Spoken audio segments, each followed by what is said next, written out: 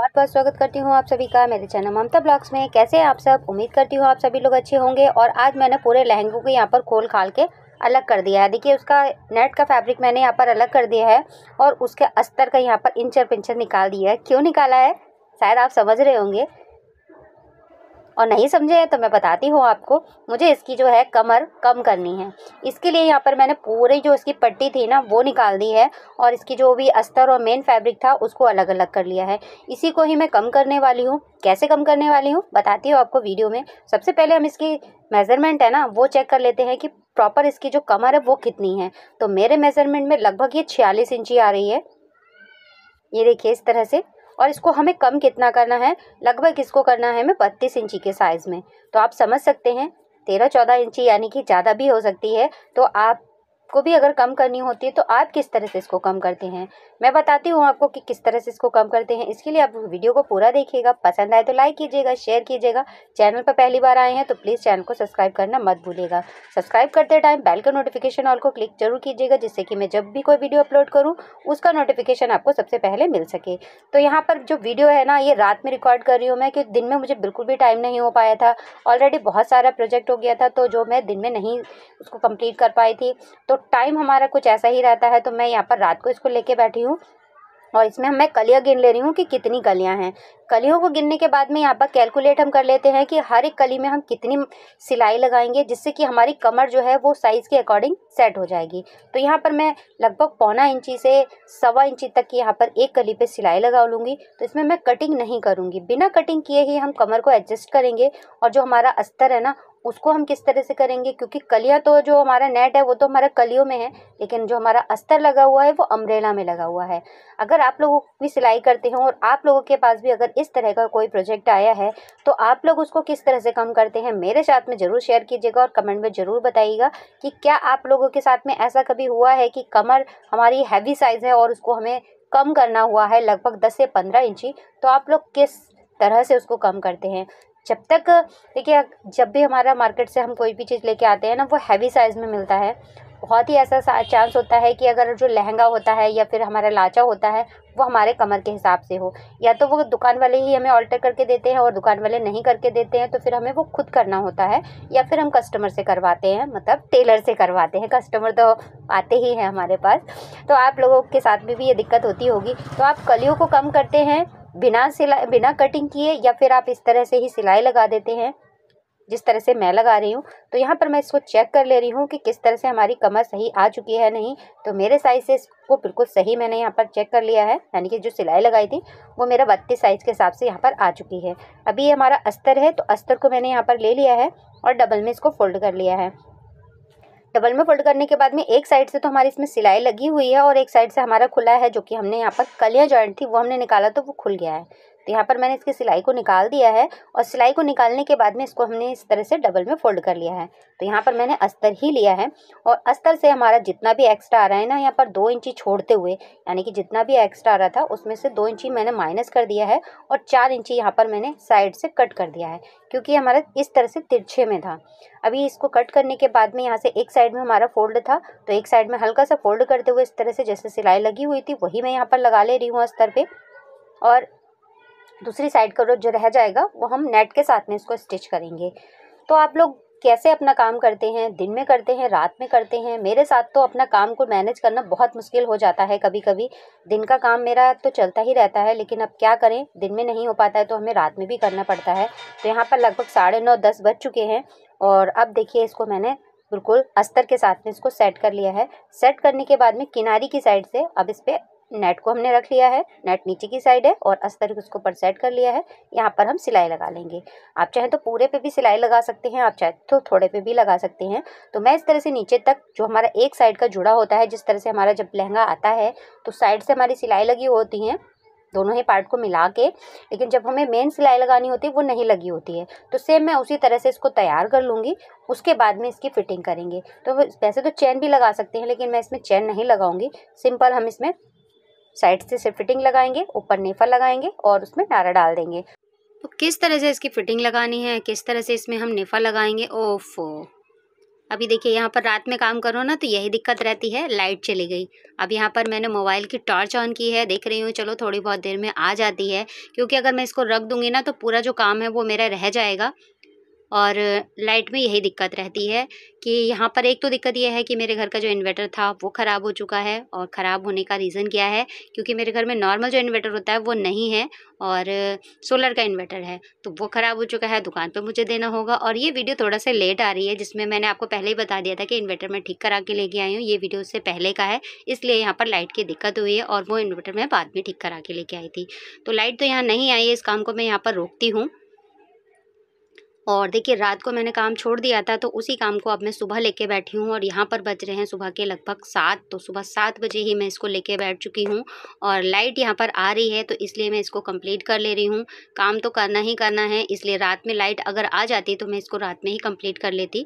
और सिलाई लगाने के बाद में ऊपर से मैंने इसको अटैच कर दिया है। अब साइड से हम यहाँ पर 2 से 3 इंची का नेफा यहाँ पर फोल्ड कर लेंगे। नेफा होता है या साइड से क्या बोलते हैं, जो ओपनिंग रहती है हमारी, चाहे तो आप इसमें चेन भी लगा सकते हैं, तो मैं यहाँ पर चेन नहीं लगाऊंगी।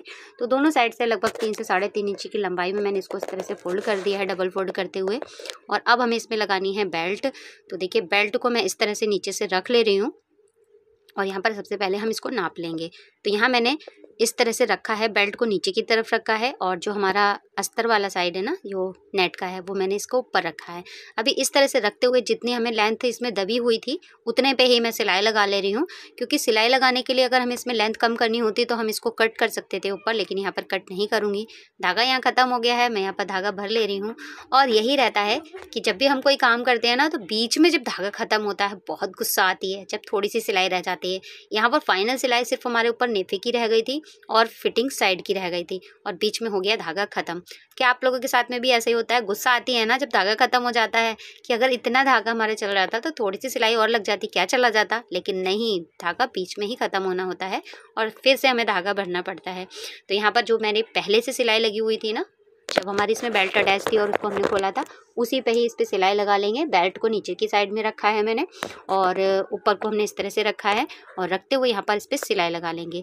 तो ये देखिए बेल्ट को मैंने यहाँ पर 3 से 4 इंची एक्स्ट्रा रखा है कि इन फ्यूचर अगर हमें इसको लूज़ करना पड़े तो हम आसानी से इसको कर सकते हैं। देखिए कि आगे की तरफ इसको इस तरह से फोल्ड कर दूँगी और एक सिलाई हम इसके ऊपर लगा देंगे, जिससे कि इसमें हम नारा वगैरह अगर डालते हैं तो वो हमारे यहाँ पर इसमें नहीं अटकेगा। मम्मी बार बार कैमरे के आगे जरूर आती है, मम्मी की आदत है। तो ये देखिए इस तरह से हमने इस पर लगा दी सिलाई। सेम इसी तरह से दूसरी साइड के नेफे पे भी हम सिलाई लगा देंगे, क्योंकि यहाँ पर ये भी एक्स्ट्रा है। धागा यहाँ फिर से टूट गया है, सिलाई हमारी कंप्लीट हो चुकी है।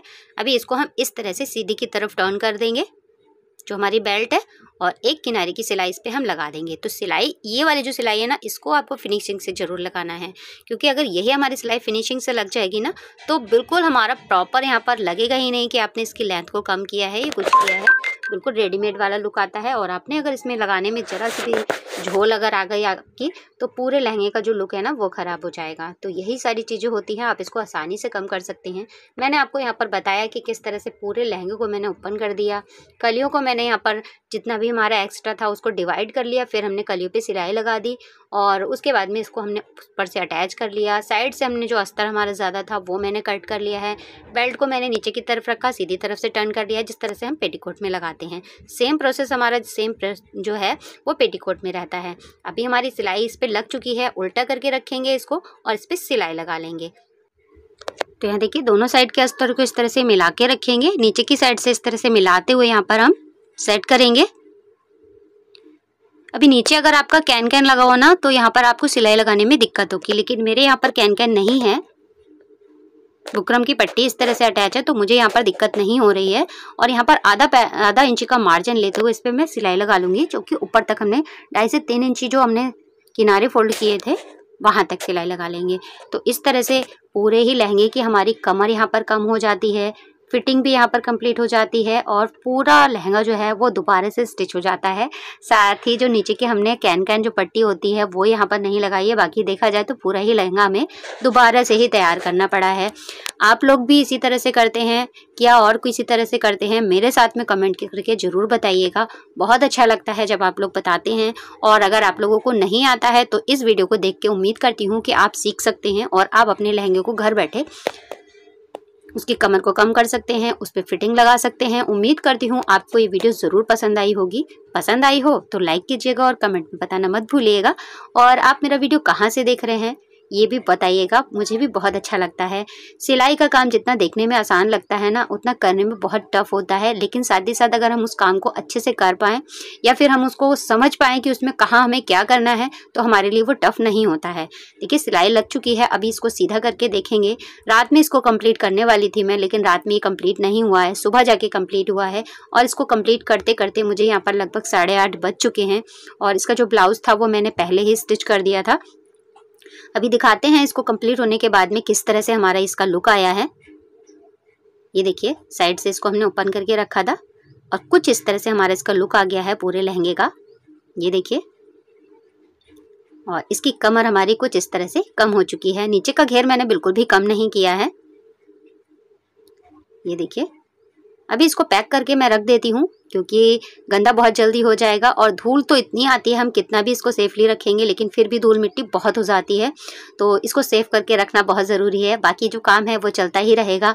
तो वीडियो बहुत लंबी हो जाएगी। आज का जो वीडियो है ना वो इसी के साथ ही मैं यहीं पे एंड करती हूँ। वीडियो आपको कैसी लगी कमेंट करके ज़रूर बताइएगा। और आपको भी क्या लहंगे की कभी ना कभी इसकी कमर को कम करना पड़ा है या फिर इसकी लंबाई को आपने कम किया है, मुझे कमेंट करके ज़रूर बताइएगा, जिससे कि मुझे भी पता लगे कि मेरे बताने का तरीका आपको कैसा लगा, पसंद आया या नहीं आया। रुपट्टे को इस तरह से इसमें पहले से ही मैंने रखा था क्योंकि रुपट्टे में इसमें कुछ भी नहीं करना था। साथ ही साथ इसका जो ब्लाउज़ है वो इसमें रखना है, तो सारे ही तीनों चीज़ें मैं इसमें सेट कर दे रही हूँ। और अभी मैंने यहाँ पर चाय नाश्ता नहीं किया है। इसको कंप्लीट करने के बाद में अब मैं यहाँ पर जाऊँगी, फिर नाश्ता वगैरह करूँगी, नहाऊंगी क्योंकि नहाई भी नहीं हूँ। इसको कंप्लीट करना था। रात में अगर ये काम हो जाता तो फिर सुबह उठ के मुझे इतना काम नहीं करना होता। तो अब जब लाइट चली गई तो फिर दिक्कत यही हो गई। और ये वीडियो वैसे भी आपके पास लेट आया है, उसके लिए पहले से ही मैं आपको बता दे रही हूँ कि सॉरी, क्योंकि ये वीडियो थोड़ा सा पहले का है और जो मैंने 2 से 3 दिन पहले वीडियो डाला था वो थोड़ा इसी के बाद का था। लेकिन वो वीडियो पहले आ गया और ये वीडियो बाद में आया है। और आप सभी के सपोर्ट के लिए बहुत बहुत धन्यवाद। इसी तरह का प्यार और सपोर्ट मेरे साथ बनाए रखिएगा। इसको भी मैंने बनाया है साइड चेन के साथ में, और इसका जो नेक है वो मैंने शॉर्ट ही रखा है। इसको रखते हैं एक साइड में और मिलती हूँ आपसे नेक्स्ट वीडियो में। तब तक के लिए बाय बाय, टेक केयर। बाकी जो काम है वो भी मैं देखती हूँ मुझे क्या क्या करना है। थोड़ी देर चलाती हूँ फ़ोन, उसके बाद में लगती हूँ नहाने धोने में। आज का वीडियो यहीं एंड होता है। मिलते हैं नेक्स्ट वीडियो में, तब तक के लिए bye bye, take care. Thanks for watching.